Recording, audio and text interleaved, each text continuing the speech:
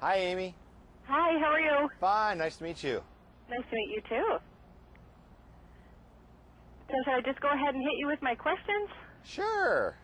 Alrighty. Question number one. To me, turkey has always just been a holiday food. I mean, I have it at Easter, Thanksgiving, and Christmas. And chicken tends to be cheaper when I go shopping, so why should I use turkey? Well, you know, there is some truth to that. It depends on time of year. But it's, interestingly enough, turkey, as compared to other proteins, other ground proteins, beef on one hand, or even seafood, is less expensive. So with turkey, we can do things like make meatballs and burgers and chilies and tacos. It's a lot more flexible and a lot more versatile than some of the other proteins out there. So, for example, the recipes we're doing today for the turkey burger will feed a family of 4 twice in a week, along with the dessert, which is the grilled peaches, for about under $25 for 2 Wow. meals. For 2 meals. Okay. Well, I like using ground turkey in place of ground beef, especially for like some burgers, and it really just didn't taste the same. Even the flavorings that I added tasted different. Yep. So what did I do wrong? Well, I'm going to show you the tricks. How about we Okay. walk through making a burger, and I'll show you the tricks on how I get it. Now, I have a bunch of burger restaurants.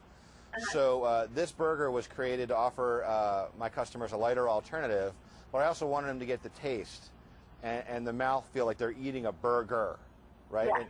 And there's health benefits to this. It's lower in fat and lower in cholesterol and all that stuff. But I tried to get as close as I could, and maybe even better. So we'll make it, and then you'll see what I'm talking about. How's that? Okay. So we've got store-bought ground turkey. It could be ground breast or ground thigh in a bowl. It's a pound. To that, I add diced up portobello mushrooms. Now, this is one of the tricks. Portobello mushrooms are about 80% moisture, so they add moisture to the cooking process and keep turkey from drying out and keep it from falling apart. To that, I also add some Danish blue cheese. Now, Really? the stinkier it is, the better. Now, what the blue cheese does, and by the way, it's a pound of beef, a pound of turkey, quarter cup of mushrooms, quarter cup of blue cheese. The blue cheese adds depth and adds flavor to the turkey. So the smell and the mouthfeel really help it get more to be that traditional burger experience that you're used to. I add salt and pepper. I also add rosemary and thyme, and you probably added herbs to yours as well. They go real well with turkey. Yeah. You know, sage is another good one that you use around Thanksgiving time. Yeah. So that's it, and I mix it up, and I just mix it well. And when we cook it, the moisture is going to wick out of the mushrooms, and it's also going to melt the blue cheese a little bit, which is going to give it that really rich, creamy, deep taste that a lot of people want when they eat a burger. So here it is, and it goes right on the grill, just like that. Wow. And I never would have thought of either adding mushroom or blue cheese. right, and you can do other things too. You can dice up eggplant instead of the mushroom. You can dice up Swiss cheese instead of blue cheese. You can experiment and find out, make it your own. Find out what you like, your friends and family like as well. But I would recommend a vegetable and a cheese. And you could get comfortable with zucchini, squash, eggplant's a great one. But you got to have that balance of the two in there to really make it great. That's our secret. Wow, Now, I never would have thought of that. Yep, see, there you go. And now that we got it on the grill, it's about 3 minutes per side. But I never take a turkey burger off until it hits 165 degrees on an instant read thermometer. Every kitchen should have one of these, and that's how you know anything's done. Whether it's turkey, chicken, duck, beef, you got to have an instant read thermometer to know how you're doing. So, Mark, do I need to handle turkey any differently than other meats in terms of storage?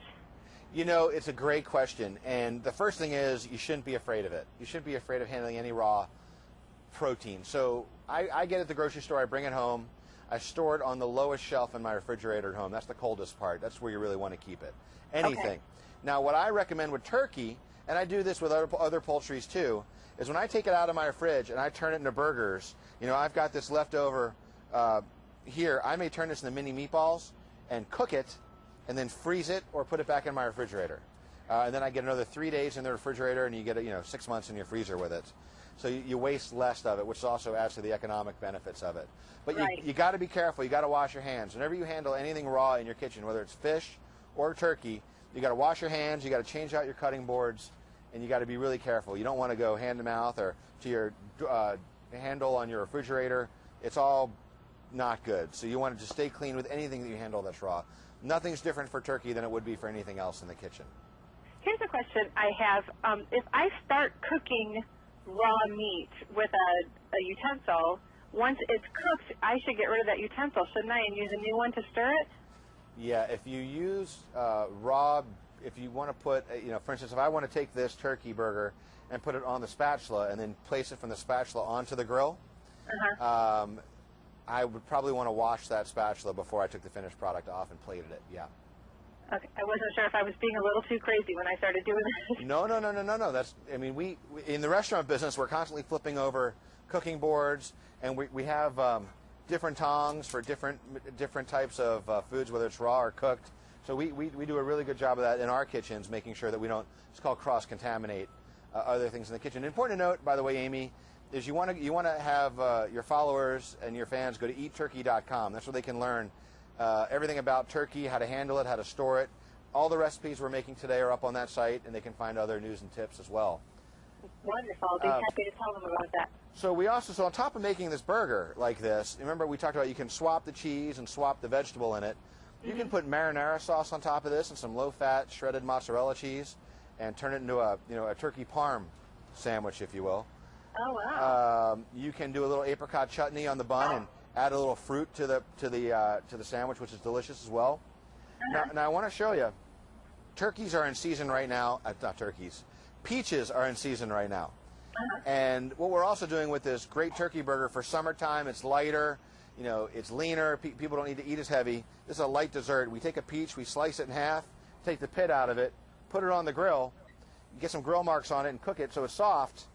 Take it off the grill, add some cinnamon, add some brown sugar to it, add some fresh whipped cream, and you've got a very light summertime dessert that pairs exceptionally well with this light turkey burger. And oh, by the way, white wine goes great with this.